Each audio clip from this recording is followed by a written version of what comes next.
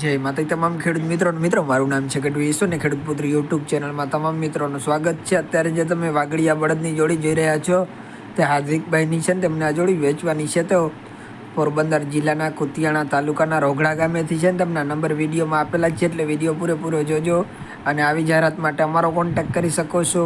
Okay મિત્રો, જય માતાજી।